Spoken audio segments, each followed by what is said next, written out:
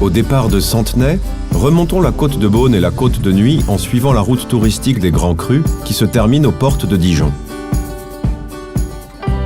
Séparée de la côte chalonnaise par la vallée de la Dheune, la côte de Beaune arrive dans le prolongement du Couchois.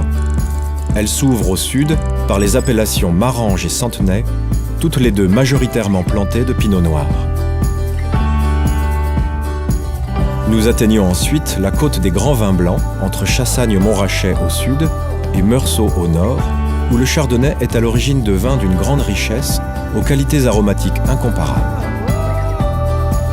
Sur les sols les plus calcaires, il donne naissance à des vins d'une grande précision et d'une élégance reconnue dans le monde entier. En cheminant vers Beaune, le pinot noir reprend ses droits. Il s'étale sur les versants de vallées transversales creusées par des rivières. Vallée de la Vendaine à Pommard, au sud de Beaune, et vallée du Roing à Savigny-les-Beaunes, au nord. Capitale historique des vins de Bourgogne, Beaune abrite l'Hôtel-Dieu, merveille d'architecture du XVe siècle. Célèbre pour sa vente des vins le 3e dimanche de novembre, Beaune possède aussi l'un des vignobles le plus étendu de la côte. La côte de Beaune s'achève en beauté avec la colline de Corton. Coiffée de forêts, elle se détache du front de côte comme le ferait une presqu'île. Ses coteaux sont recouverts de vignes, à l'exception de la partie orientée au nord. Ici naissent les Cortons Charlemagne et Cortons Grand Cru.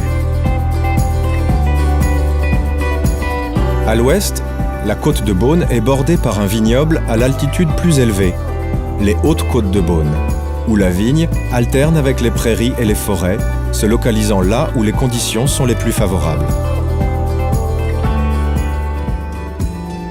La côte de Nuits succède à la côte de Beaune sans interruption.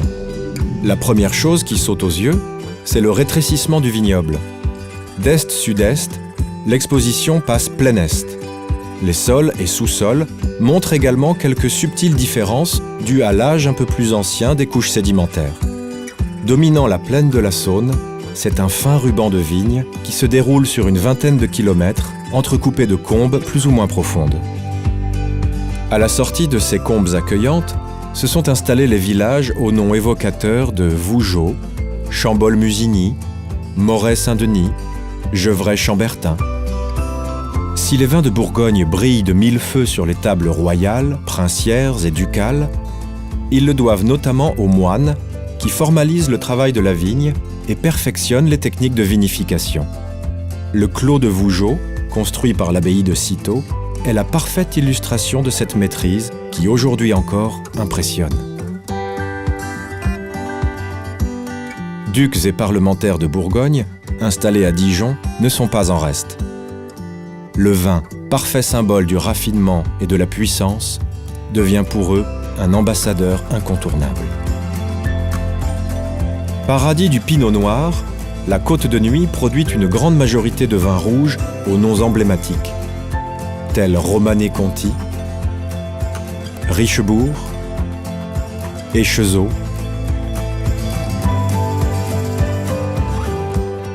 Prenons de l'altitude et visitons la région toute proche des Hautes Côtes de Nuits.